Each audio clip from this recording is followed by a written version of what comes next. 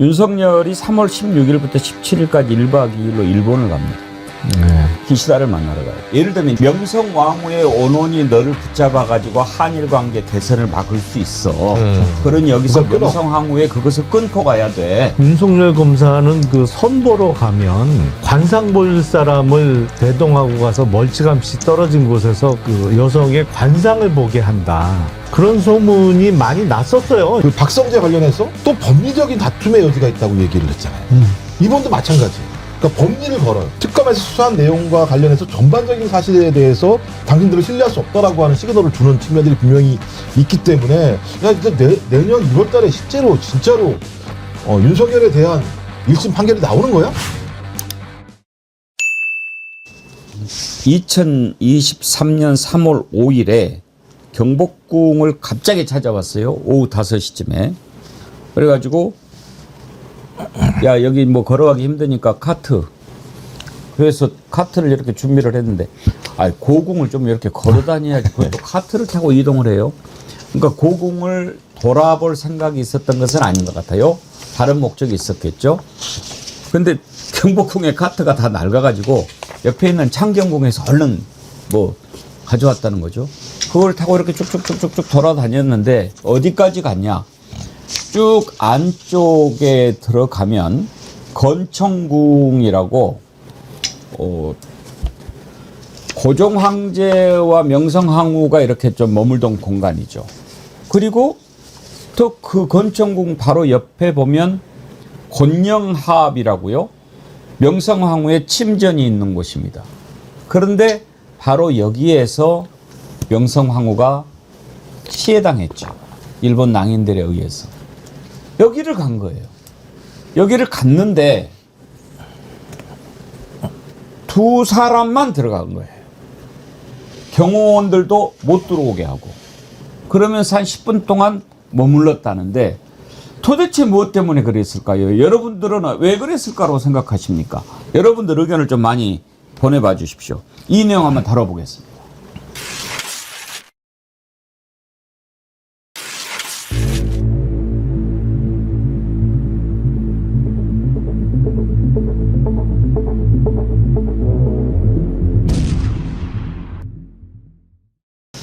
일단 문화재 차원에서 봤을 때도 저렇게 대통령이라고 해서 함부로 막 들어가고 그럴 수 있는 장소가 아니지 않습니까? 그렇습니다. 그러니까 출입 금지된 곳이에요. 그런데 예고 없이 가가지고 문 열어라. 그럼 막 다 열어야 됩니까? 아니 법도 없고 원칙도 없고 어떤 기준도 근거도 없이 막 가서 무작정 가서 문 열어라. 그리고 저 이제 문 밖에 경호원 한 명만 지키고 있었다는 거예요. 그러니까 도대체 아무 개념도 없고 도대체 이 가장 경건해야 될 그 장소에 가가지고 본인의 그냥 정원처럼 왔다 갔다 마음대로 하고 또 김건희가 재임기간 윤석열 재임기간에 9번 갔다라고 또 보도가 되는데 왜 이렇게 자주 갔을까도 궁금하고요.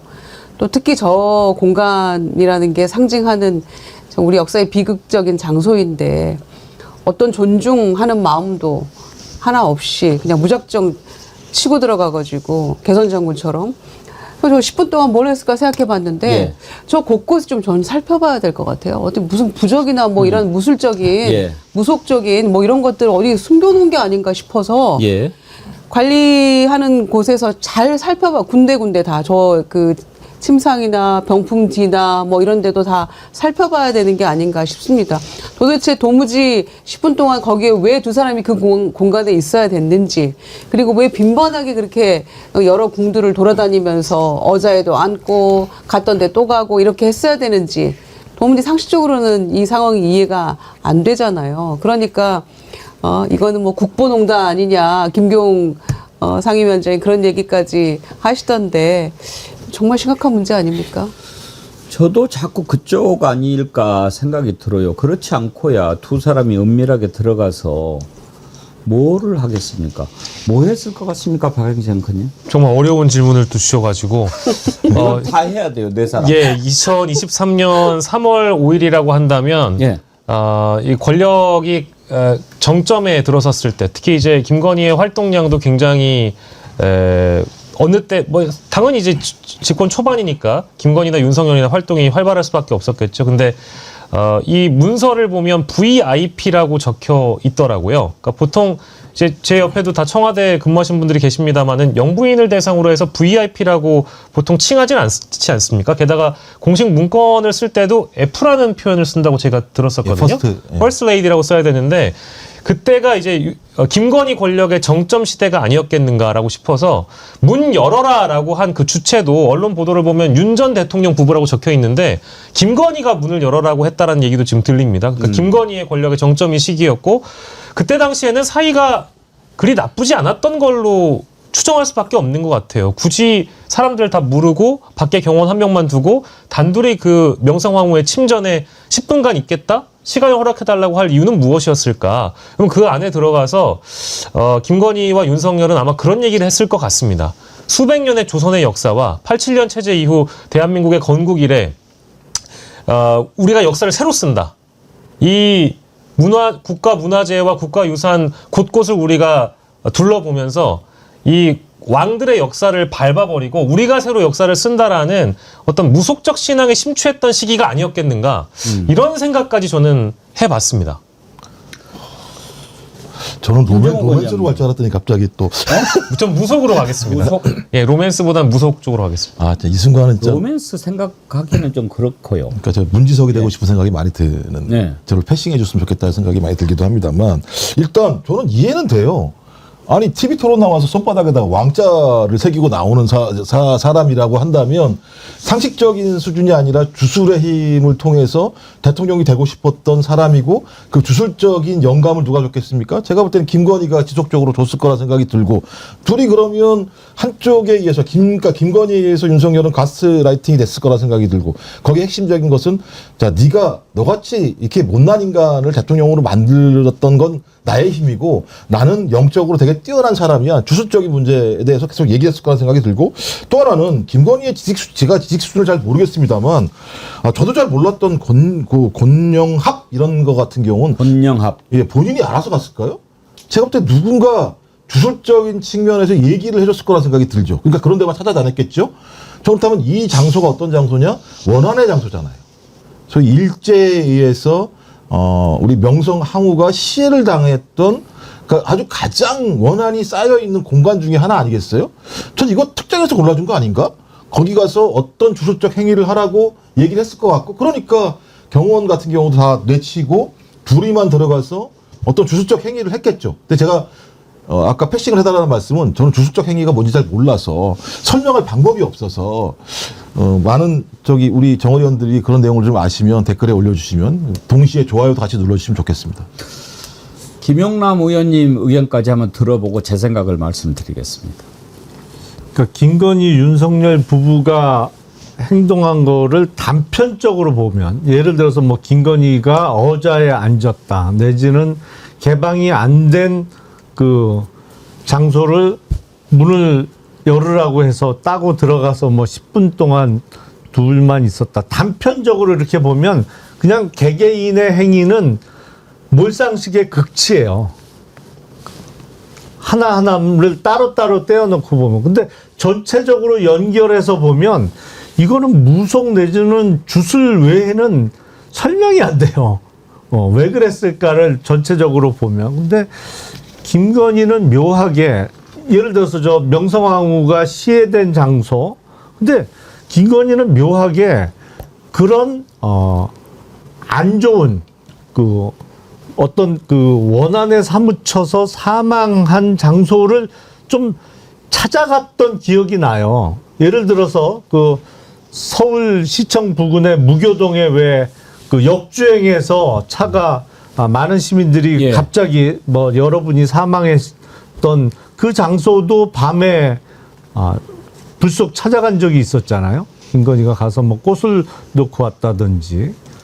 그러니까 뭔가 본인이 그렇게 믿고 신봉하는 주술적인 의미 내지는 주술적인 행위를 행하려고 했던 거 아닌가. 그거 외에는 설명이 안 돼요. 뭐 거미줄 최정하님 둘이서 뽀뽀했냐? 뭐 가을 하늘님 주술행위가 확실, 꼬꼬님 푸닥거리죠. 가족끼리는 그런 거 아닌 것 같아요. 저는 이렇게 생각합니다. 그 날짜를 제가 주목을 했어요. 그날 오후 5시에 갑자기 온 거 아닙니까? 예고도 없이. 네. 그러면 뭔가 그 날짜가 관련이 있을 것이다. 그래서 이렇게 좀 찾아봤는데 2023년 3월 5일 날 온 거죠. 3월 5일 날. 네. 그때가 언제냐면요. 윤석열이 3월 16일부터 17일까지 1박 2일로 일본을 갑니다. 네. 기시다를 만나러 가요. 그런데 윤석열은 엘리자베스 여왕 승하했을 때도 어떤 주술적인 그걸 받아가지고 일부러 비행기 시간도 뭐 늦추고 막 이렇게 해가지고 조문을 안 갔죠. 그때는 아마 천공의 입김이 있었을 것 같아요. 뭐 나쁜 사악한 기운 뭐 이렇게 이야기하면서 일본을 이제 가는데 그때도 이건 이제 밝혀져야 되겠지만 천공이 됐든 어떤 다른 주술사가 됐든 무속한테 물어봤을 거예요. 나 일본 가야 되는데 일본 가려면 뭘 풀고 가야 된다. 그런데 지금 명성황후가 시해 당했는데 거기에서 뭔가를 하고 가면 당신이 그 기운을 받아서 뭐가 될 수도 있다. 이런 식으로 우리가 상식적으로 생각할 수 없는 것들을 막 이야기하지 않습니까? 그래서 2023년 3월 5일 날 갑자기 명성황후가 시해된 그 장소를 찾아가서 둘이가 숨어 있었 10분간 아무도 못 들어오게 하고 뭔가를 했다. 저는 일본 방문을 앞두고 뭔가 그것과 관련된 무속, 주술행위 뭐 이런 게 있었지 않았을까 그렇게 생각을 해봤어요. 그러니까요. 3월 16일 날 일본 갔거든요. 예. 전 정확한 해설이라고 생각합니다. 그래요? 네. 제 말이 설득력이 있습니까? 어. 예, 예. 그럴 수 있겠다, 충분히. 아니 그 부부 좋아요 눌러주세요.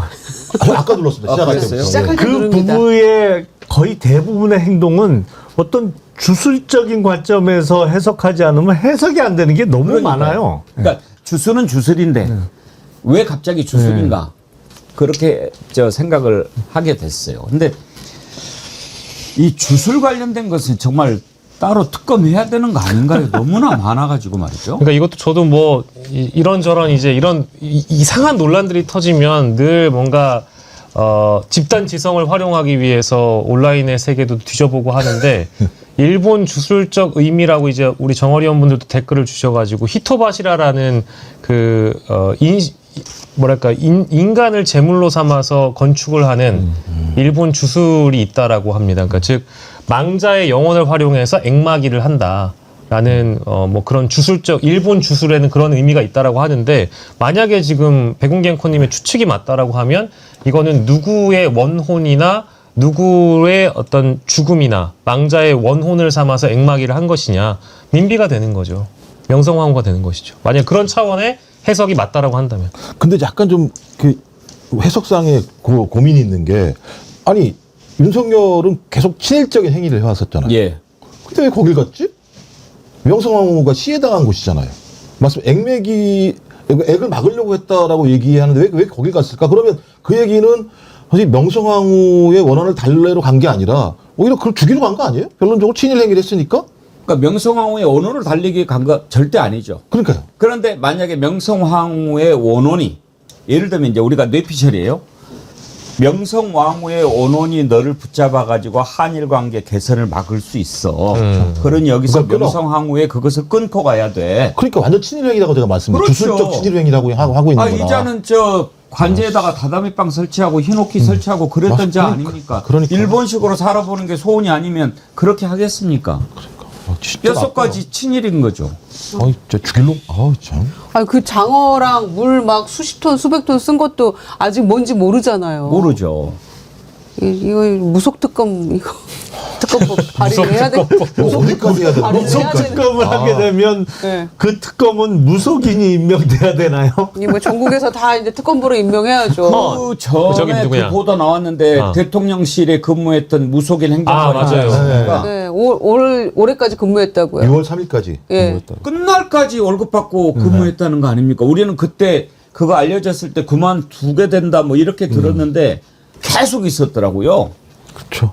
아니 그러니까 일본을 처음 가게 되면은 공부를 하고 어떻게 하면은 뭐 한일 관계에 대해서 숙지를 하고 가야지. 독도 문제 나올 때는 항상 독도 문제는 프로토콜이 있잖아요. 역사적으로나 법률적으로나 우리나라 영토다. 그리고 딱 뭐 이렇게 딱 하면은 끝나는 건데 아무 말도 못하고 이렇게 있었던 거 아니에요. 독도 이야기를 하는데. 오므라이스 맛있다. 그런 이런 준비는 안 하고 이런 짓만 하고 가려고 생각을 했던 거 아닙니까? 그러니까 일본을 동경했던 사람이잖아요. 어릴 때부터 자기 어렸을 때 아버지랑 갔을 때 일본이라는 데가 상당히 좋은. 그러니까 기본적으로 우리 대한민국의 문화와 역사는 폄훼하고 일본의 역사와 문화는 상당히 높은 것으로 생각하는 이런 예를 들면 의식 세계를 갖고 있지 않다면 저런 행태를 보일 수 없는 거죠. 그러니까 우리 거를 퍼주잖아요. 우리 것을 오히려 얹어가지고 물잔에다가 반 채워주잖아요. 저는 그런 행태와 결합된 친일적 주술 행위가 거기서 벌어졌다고 보는 게 명확하기 때문에 전 나라를 팔아먹으려고 했던 사람이다라고 그렇게 볼 수 없는 거죠. 근데 그 지난번에 종묘도 그렇고요. 이제 근정전에 가서 의좌에 앉은 것은 내가 뭐 내가 짐이지 뭐 이런 식으로 아마 했던 것 같고 지난번에 왜 우리 그 선조들의 위패가 모셔져 있는 것도 한번 갔다고 그러지 않았어요?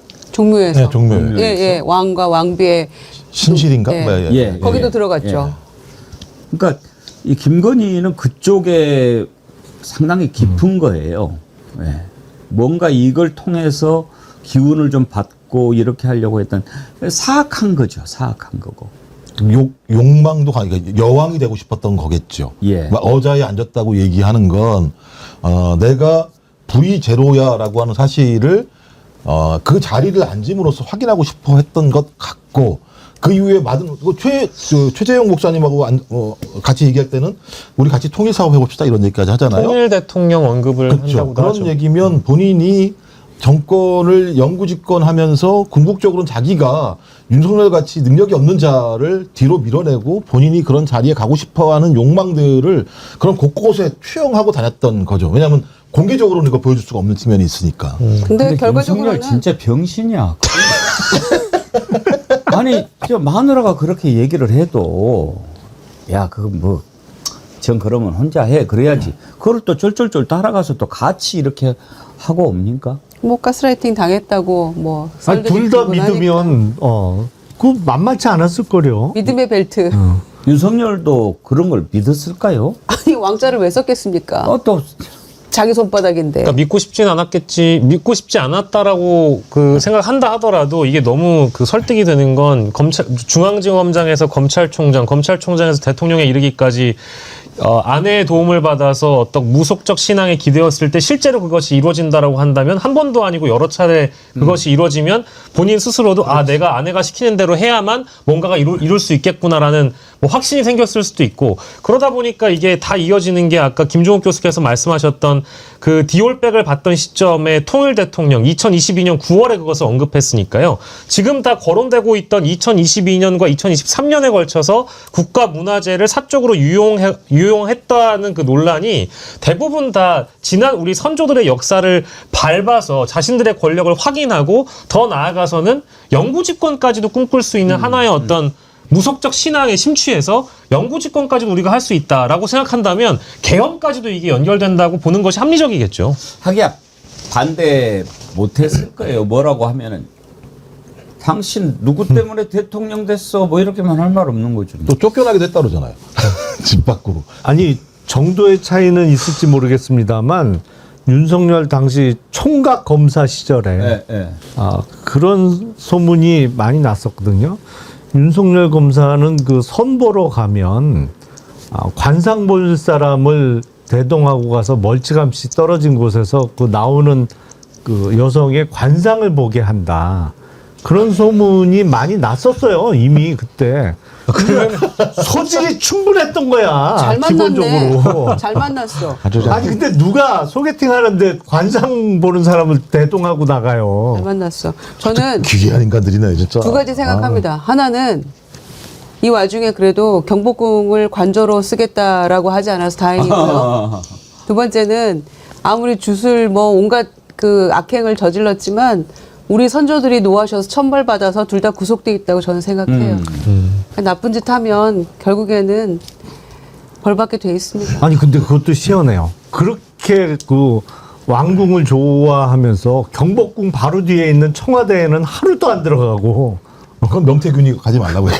그러니까 기분이 안 좋다고. 들어가면 죽는다고. 급사다 이러니까 안 갔다는 거잖아요. 한편으로는 진짜 이것도 저는 잘 이해가 안 됩니다만 이렇게까지 보도가 되고 뭐 물론 지금 이제 정어리언들이 방송을 보시는 거고 제가 생각하는 반체제적이고 반헌법적인 거에 이제 완전히 기대해 있는 극우 세력들은 이 방송을 안 보실 테니까 아니, 생각을 해보십시오. 3년 반 동안 완전히 무속에 미쳐가지고 나라를 무속 국가로 만들려고 했던 사람들인데 이제 와서는 윤석열과 김건희가 구치소에 들어가가지고 기도 타령하고 예수님 타령하고 있다는 거 아닙니까? 이게 얼마나 모순적입니까? 근데 지금 또, 이 뭐랄까, 현중 시위라든지 극우 시위를 주도하는 멸공 개신교 세력들이 왜 이런 것들은 다 잊어버렸는지 모르겠어요. 너무 이율배반적이지 않습니까? 무속에 미칠 거면 무속에만 미쳐야지. 이제 와서는 예수님 타령하고 기도 타령하고 성경 타령한다라는 게 저는 사실관계를 좀 보고 판단했으면 좋겠어요. 이건 좀 생각을 해볼 일인데요. 오늘 새벽에 이제 최혜병 특검이 무더기로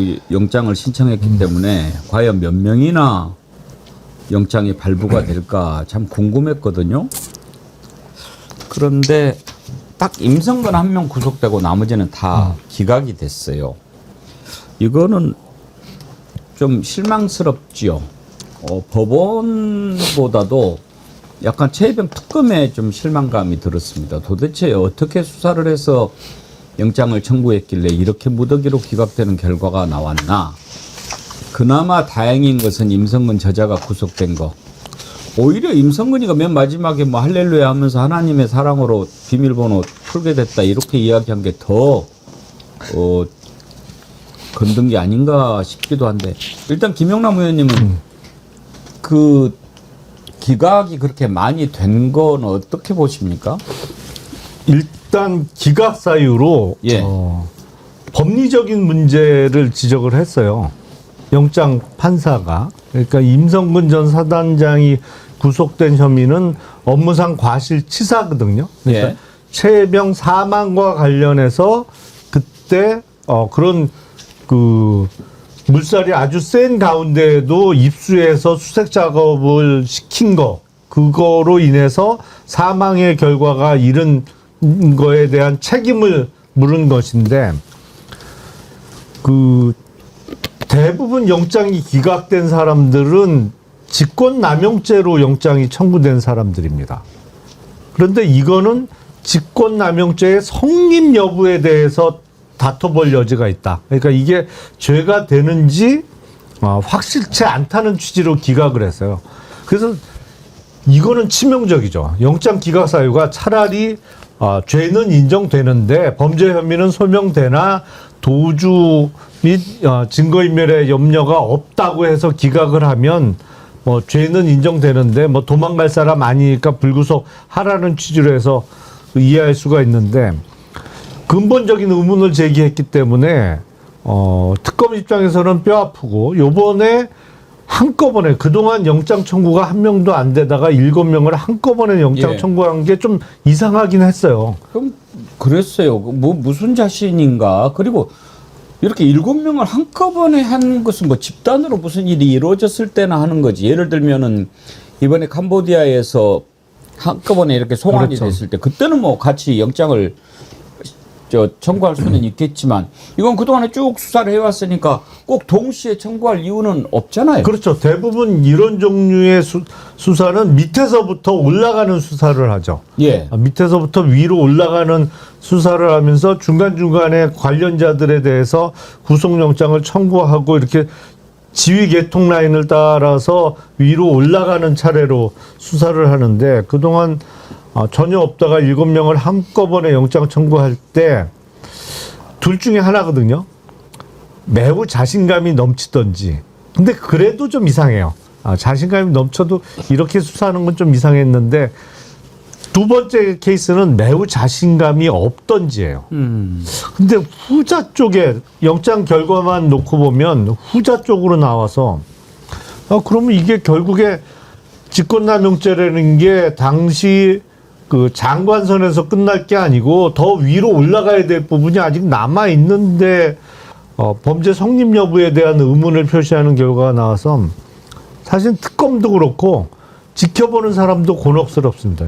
그러면 이거 안 되는 수사야? 뭐 이런 의문이 들 수밖에 없죠. 아니, 그나마 임성근 구속돼서 다행이다 싶은 마음이 드는데 지금 사실은 이게 최혜병 순직 사건 외압 의혹이잖아요. 네. 그러면 외압의 맨 정점에 윤석열이 있고 그걸 받아서 이종섭이 또 김계환이 그다음에 유재은 김동혁이야 박동혁이야 김동혁. 뭐 이렇게 지금 막 된 거 아니에요. 이걸 밝히지 못하면은 뭐하러 오히려 우리는 지금 그 과정에서 이것은 기본이고 거기에 임성득, 주진우 뭐 이런 자들 다 관련된 것까지 갈래가 나갈 줄 알았는데 이게 뭐냐 이런 생각이 들어요. 그러니까요. 저희는 세계 특검이 시작을 했을 때 해병대 특검이 최혜병 특검이 가장 아주 신속하게 원활하게 빨리 이게 마무리될 수 있을 거라고 생각을 했는데 오히려 지금 한 명도 구속을 못 시키다가 임성근 이제 하나 구속이잖아요. 그런 점에서 좀 이게 지금 맞나 이런 생각들을 하게 되고 구속영장을 7명을 한꺼번에 청구했을 때도 조금 예외적인 케이스이긴 합니다만 그래도 그동안에 경로설도 확실하게 진술들을 다 증거도 확보를 했고 800에 7070 번호 누가 통화했는지도 다 그 베일에 쌓여졌던 그 번호 관련된 것도 다 확보를 했고 그래서 자신 있나 보다라고 생각한 거예요. 저도 어제까지 그렇게 생각을 했어요. 그래서 순직 사건 하나에 갈래 그다음에 이 외압 사건이 우리가 그동안 논란이었으니까 이게 제대로 딱 되면 그다음에 이제 윤석열로 가는구나. 그리고 김건희 구명운동에 나섰던 김건희 관련된 그 이종원이 블랙펄 인베스트먼트니 뭐 전부 다 그렇게 연결이 올라갈 수 있겠구나 했는데 뭔가 브레이크가 딱 걸린 느낌이에요. 물론 하는 얘기가 있죠. 영장 발부가 안 됐다고 해서 범죄 혐의가 없는 건 아니다. 흔한 얘기를 그렇게 합니다만 저희가 건진의 케이스나 다 앞서 봐왔듯이 구속이 되니까 술술 불잖아요. 그러니까 그런 효과가 있는 것이죠. 실제로. 그리고 지금 여기서 이렇게 멈춰버리면 수사 외압은 그러면은 뭐 윤석열까지 올라갈 이유도 없다라는 것인가라고 생각을 하게 되고 그렇게 지금 안 본다는 것인가 여러 가지 의심이 드는 겁니다.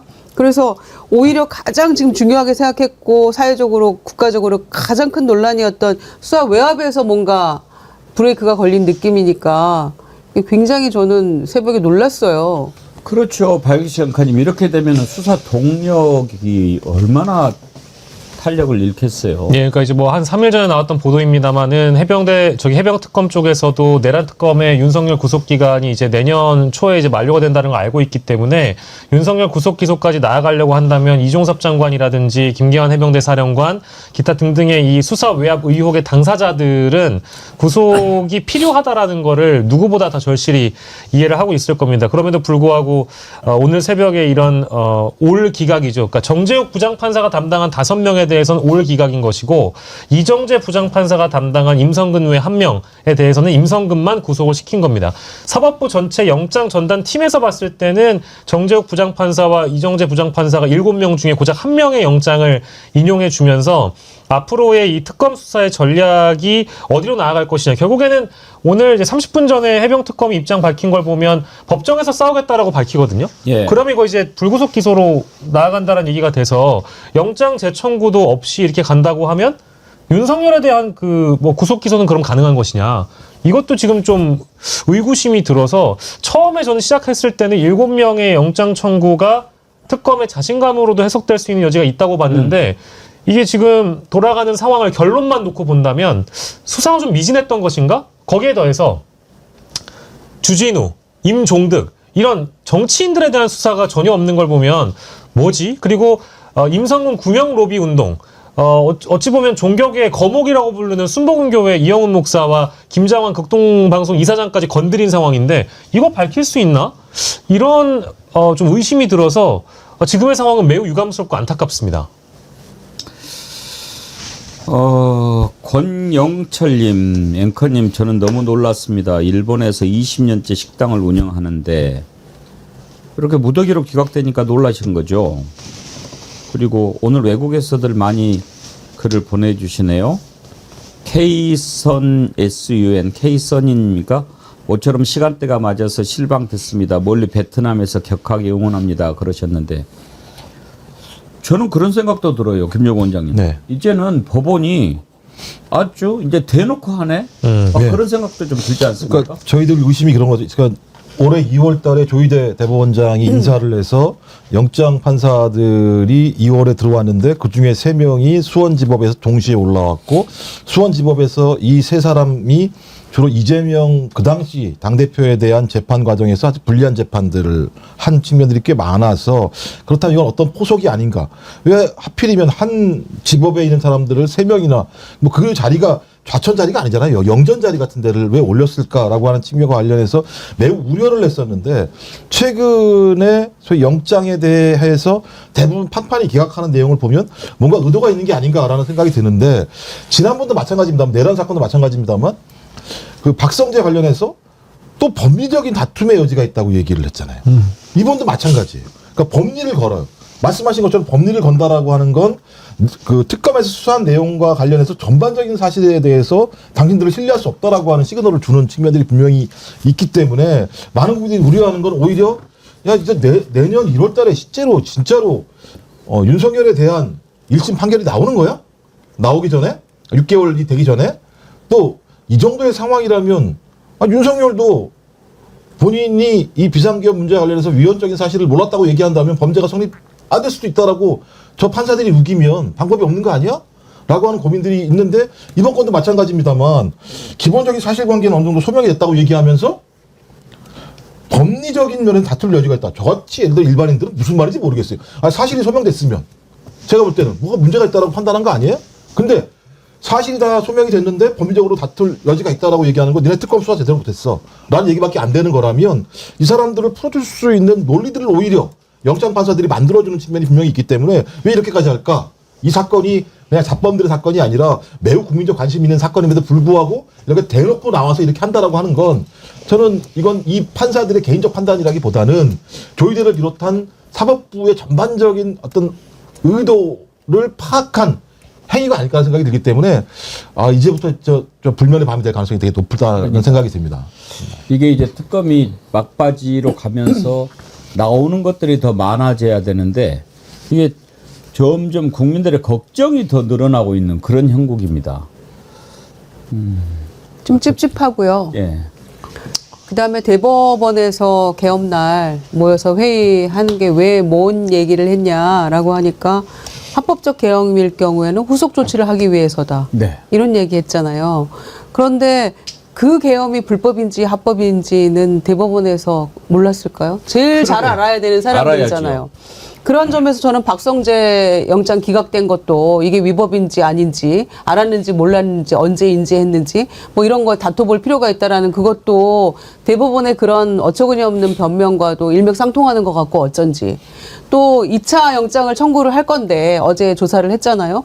그래서 좀 더 영장을 잘 써가지고 청구를 할 텐데 2차에서 설마 기각이 또 될까 싶습니다만은 만약에 또 그런 일이 벌어진다면 이거는 사법부 전반적으로 뭔가 이 정황이 일어나나 본인들의 어떤 그때 했던 이야기들을 명분을 쌓기 위한 이런 포석인가 그런 생각까지 들어서 엄청 찝찝합니다 지금.